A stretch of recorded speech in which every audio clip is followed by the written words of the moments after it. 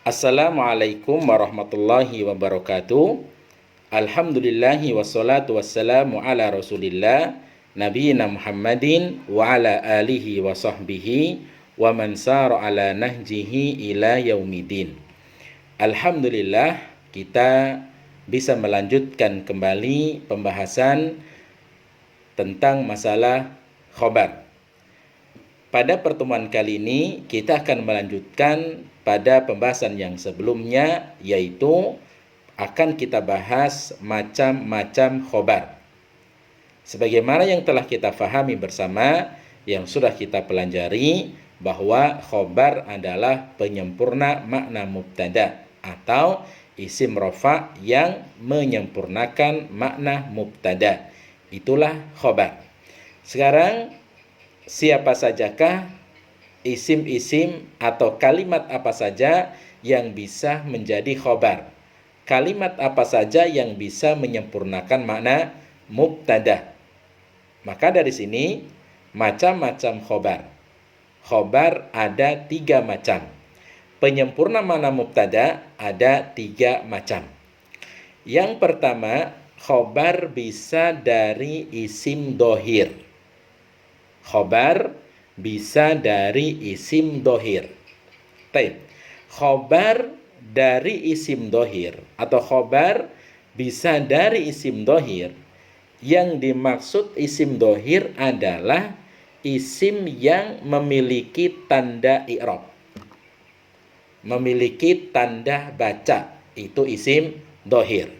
Jadi ketika khobar ini jenisnya dari isim dohir, berarti dia mempunyai tanda baca, punya tanda i'rab dengan dhamma atau dengan alif atau dengan wawu dan yang semisalnya. Kalau ada khobar tanda rofanya dengan dhammah, berarti khobar ini namanya khobar dari isim dohir. Atau ada khobar tanda rofanya dengan wawu, berarti khobar ini dari isim dohir.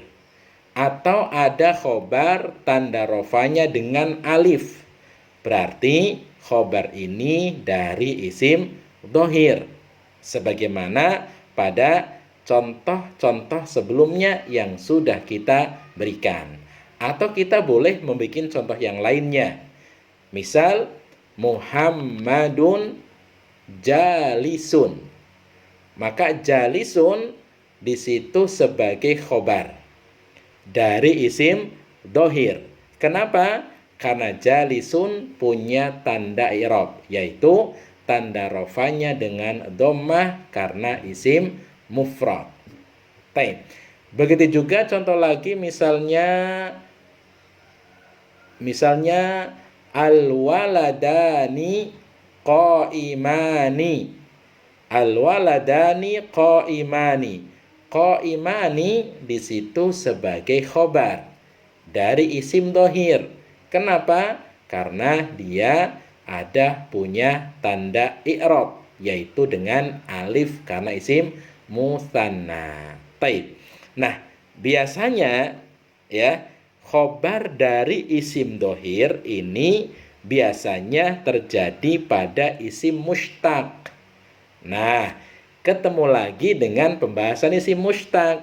Jadi, kalian semua harus mengingat kembali pelajaran apa itu isim mushtaq.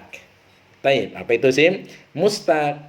Nah, kita ingatkan di sini bahwa isim mushtaq juga kebanyakan sebagai khobar untuk mubtada, seperti dari isim fa'il. Nah, isim fa'il ini termasuk dari isim mushtaq, maka dia juga bisa sebagai khobar. Contoh, abuka mahirun. Abuka sebagai mubtada. Mana khobarnya? Mahirun. Nah, mahirun ini khobar dari isim dohir, jenisnya dari isim fa'il. Bapak kamu, bapakmu pandai. Atau isim dohir ini bisa dari isim Isim mustaq bisa dari isim maf'ul. Contoh, al-kitabu makruun. Kitab itu dibaca. Mana mubtada'nya? Al-kitabu. Mana khobarnya? Makruun. Makruun berarti di situ khobar dari isim dohir.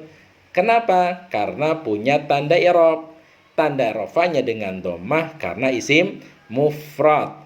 Kemudian dia dari isim maf'ul, artinya yang berarti al-kitabu makruun artinya kitab itu dibaca. Atau juga bisa dari isim tafdil, khobar dari isim dohir, jenis isim mustaq dari isim tafdil. Contoh, Muhammadun afdalu min Zaidin. Mana mubtada'nya? Muhammadun. Karena isim ma'rifat terletak di awal kalimat, nama orang. Tanda rafanya dengan dhammah karena isim mufrad, itu mubtada'nya. Mana khobarnya? Khobarnya di situ adalah afdalu, isim yang dirafa. Dari isim dohir, jenis isim mustaq dari isim tafdil, yaitu Muhammad itu lebih mulia daripada Zaid. Kemudian bisa juga dari siagul mubalaghah, isim tafdil, isim siagul mubalaghah, isim dohir dari siagul mubalaghah bisa jadi khobar. Contohnya, Allahu fa'alun lima yuridu. Allah sebagai mubtada, fa'alun sebagai khobarnya. Nah, fa'alun ini adalah khobar dari isim dohir, jenis isim mustaq dari siagul mubalaghah. Allah itu maha atau mampu mengerjakan apa yang dia kehendaki. Kemudian bisa juga dari sifat musyabbahah. Sifat musyabbahah, aliyun karimun. Aliyun karimun. Maka karimun di situ sebagai khobar. Ali itu orang yang mulia. Aliyun sebagai mubtada, karimun sebagai khobar. Jadi ini adalah jenis yang pertama, bagian yang pertama, macam yang pertama untuk khobar. Khobar dari isim dohir. Khobar yang pertama dari isim dohir bisa kita gunakan isim mustaqnya, ya, sebagai khobar, pelengkap daripada mubtada. Dan isim atau khobar dari isim dohir ini paling banyak sering kita temui, sering kita jumpai dalam penggunaan sebuah kalimat.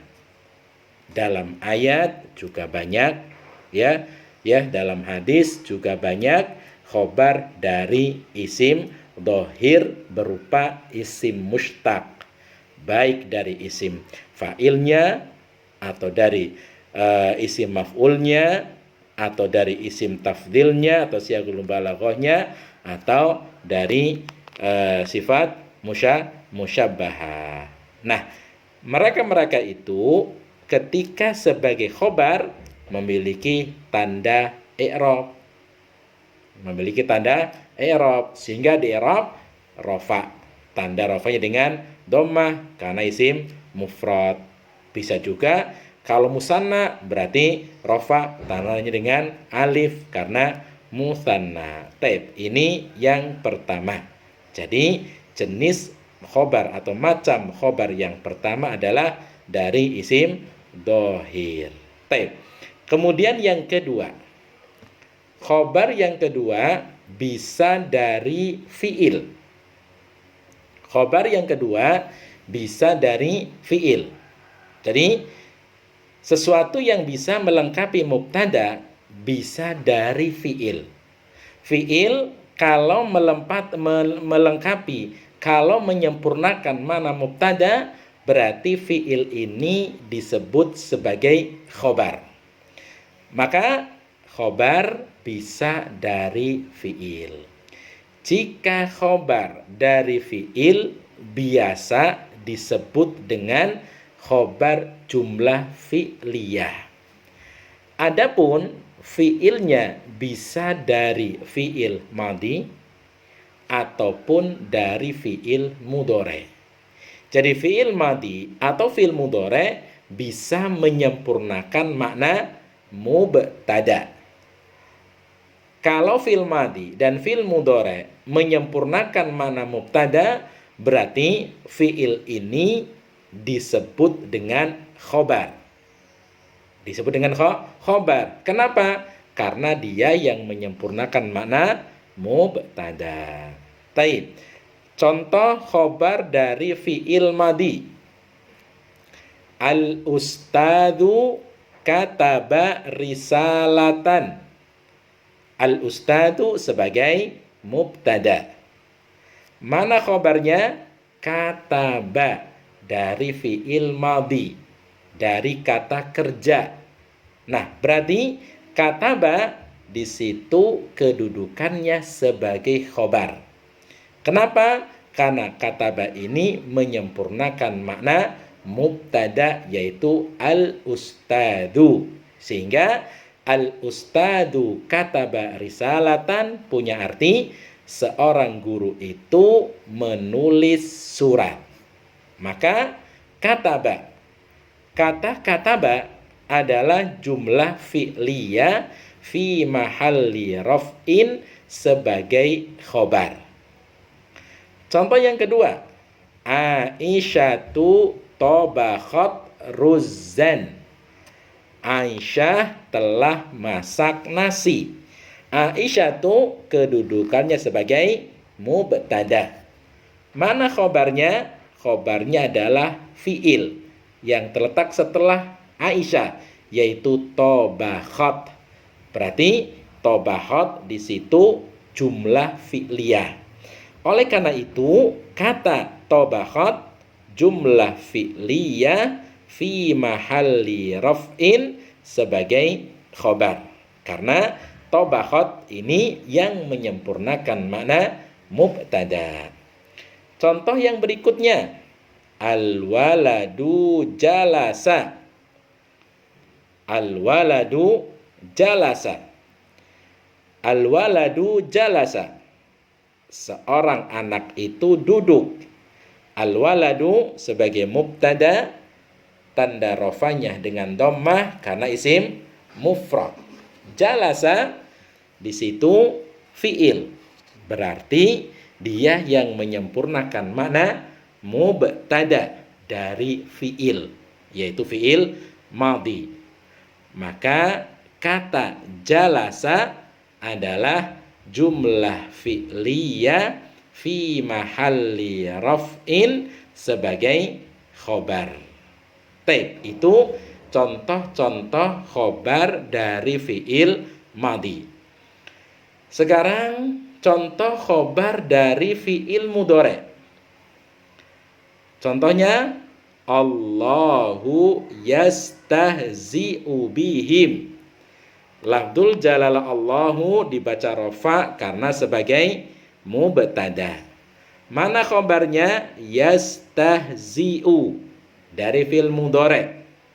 Artinya Allah mengejek mereka. Yastahzi'u fi'il mudhari di situ melengkapi makna mubtada. Maka kata yastahzi'u adalah jumlah fi'liyah fi mahalli raf'in sebagai khobar. Contoh fi'il mudhari sebagai khobar adalah pada kalimat wa rabbuka yakhluqu ma yasha'u. Wa rabbuka yakhluqu ma yasha'u. Rabbuka, rabbu marfu sebagai mubtada. Mana khobarnya? Yakhluqu dari jumlah fi'liyah atau dari fi'il mudhari. Maka yakhluqu adalah jumlah fi'liyah fi mahalli raf'in sebagai khobar. Dan rabmu menciptakan apa yang ia kehendaki. Contoh yang lain dari khobar jumlah fi'liyah dari fi'il mudhari adalah al-auladu yal'abuna kuratan. Al-auladu yal'abuna kuratan. Maka yal'abuna di situ adalah jumlah fi'liyah fi mahalli raf'in sebagai khobar. Maka artinya di situ beberapa anak main bola. Ini jenis khobar yang kedua, yaitu dari fi'il. Jika khobar dari fi'il, berarti khobar tersebut dinamakan dengan jumlah fi'liyah. Dan jumlah fi'liyah ini terkadang dari fi'il madhi ataupun dari fi'il mudhari. Dan jumlah fi'liyah ini terkadang menyempurnakan makna mubtada. Berarti hal yang bisa menyempurnakan makna mubtada disebut sebagai khobar. Wallahu ta'ala alam. Ini yang bisa kita sampaikan pada pertemuan kali ini. Semoga bisa dapat difahami. Wassalamualaikum warahmatullahi wabarakatuh.